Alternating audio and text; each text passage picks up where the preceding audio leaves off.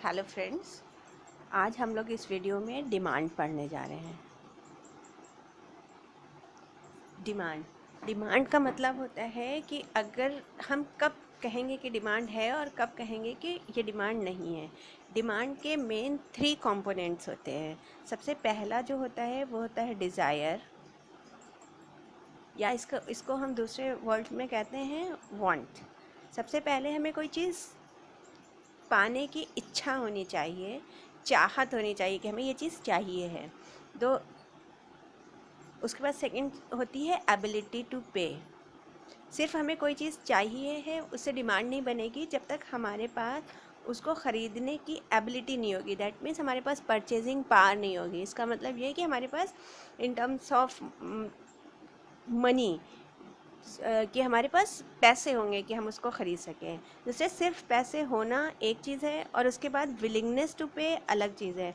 बहुत सारी चीज़ें ऐसी होती हैं जो हम चाहते हैं, हमारे पास पैसे भी होते हैं, मगर हम एक्चुअली डिज़ायर होती है, एबिलिटी होती है, मगर विलिंगनेस नहीं होती है। हम रेडी नहीं होते हैं उसको पेमेंट करने के लिए, इसलिए हम लोग लेते नहीं हैं। सपोज़ हमें एक बाइक चाहिए, हम लोग दुकान पर गए, हम चाह भी रहे हैं, हमारे पास पैसे भी हैं, फिर कुछ पसंद नहीं आया, फिर बाइक तो चाहिए मगर ये वाली नहीं चाहिए, हम वापस आए जाएंगे।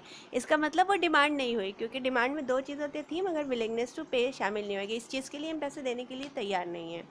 तो इस तरह से डिमांड डिमांड जब कहलाएगी किसी भी कमोडिटी की, जब डिज़ायर हो प्लस एबिलिटी हो प्लस विलिंगनेस टू पे हो।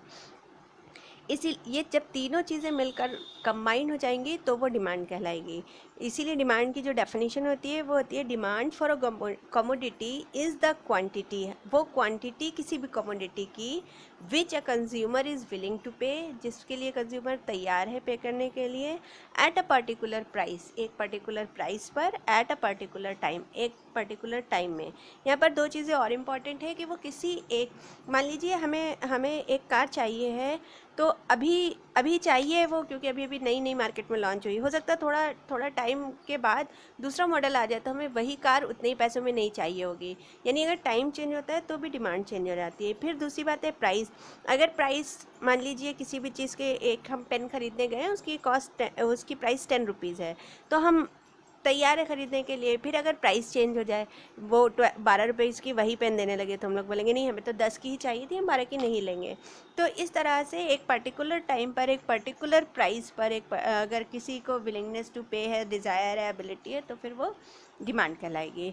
अब दूसरी चीज़ आती है डिमांड में जो इम्पोर्टेंट होती है, वो होती है डिमांड शेड्यूल। बहुत बार पूछा जाता है कॉम्पिटिटिव एग्ज़ाम्स में और भी किसी भी एग्ज़ाम में जिसमें माइक्रो इकोनॉमिक्स के ये डिमांड टॉपिक होता है, डिमांड शेड्यूल।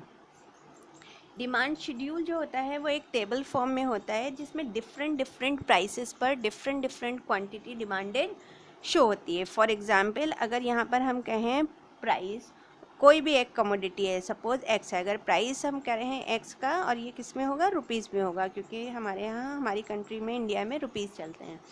उसके बाद क्वांटिटी डिमांडेड। क्वांटिटी डिमांडेड का मतलब कितने क्वांटिटी चाहिए। मान लीजिए ये किलोग्राम में है, ठीक है। अगर हम देखें कि प्राइस 10 रुपीज़ है, यानी 10 रुपये किसी चीज़ का है पर केजी। अब यहाँ पर किलोग्राम में लिया तो दैट मीन यहाँ पर केजी होगा। अगर 10 रुपये किलो मिल रहा है कोई चीज़, तो अगर हम क्वांटिटी डिमांडेड कर रहे हैं 15, अगर प्राइस कम हो जाए, 10 से 9 हो जाए, तो हमारी पेइंग कैपेसिटी बढ़ जाएगी, और तो हमारा जो परचेजिंग पावर है वो भी बढ़ जाएगा। तो प्राइस कम होने से क्या होता है, quantity demanded will goes up, यानी इंक्रीज़ हो जाती है। अगर प्राइस कम होगा तो क्वांटिटी डिमांडेड इंक्रीज़ हो जाएगी। उसके बाद अगर हम देखें और प्राइस कम हो गया, यानी 9 से अब 8 पर आ गए हैं, तो क्वांटिटी डिमांडेड 20 हो जाती है और बढ़ जाती है। अगर प्राइस और कम हो जाए तो डिमांड और बढ़ जाएगी। अगर प्राइस और कम होते जाए इस तरह से, तो डिमांड और बढ़ती जाएगी। तो जो एक ऐसा शेड्यूल जो डिफरेंट डिफरेंट प्राइस पर different different level of quantity demanded show करता है, उसे हम डिमांड शेड्यूल कहते हैं।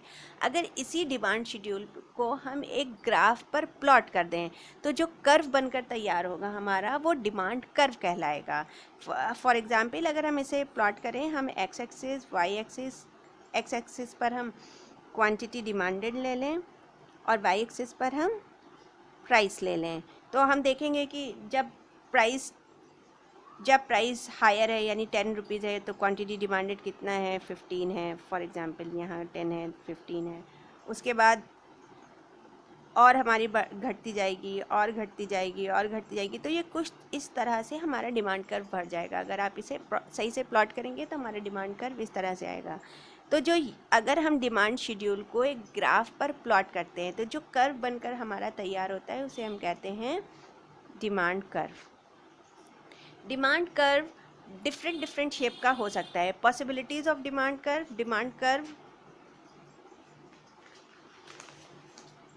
Curve could be straight line हो सकता है। Demand curve convex to origin हो सकता है। Demand curve concave to origin हो सकता है। ये सब डिमांड कर्व के शेप पॉसिबल हैं, हो सकते हैं, मगर in general most of the cases हम या तो डिमांड कर्व स्ट्रेट लाइन ही लेते हैं या हम कॉन्वेक्स टू ओरिजिन लेते हैं ताकि हमारी स्टडी में आसानी हो।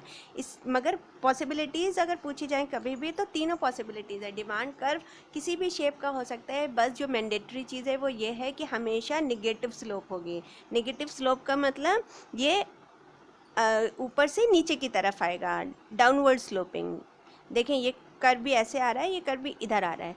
तो बस इसके लिए ज़्यादा इम्पॉर्टेंट है कि ये लेफ़्ट टू राइट होता है और नेगेटिव स्लोप होती है और शेप कैसा भी पॉसिबल है। तो ये डिमांड आज हमने पढ़ा, डिमांड शेड्यूल, डिमांड कर्व और different shapes of demand curve. Next video में हम डिमांड कर्व को ही कंटिन्यू करेंगे। थैंक यू हमारी वीडियो देखने के लिए।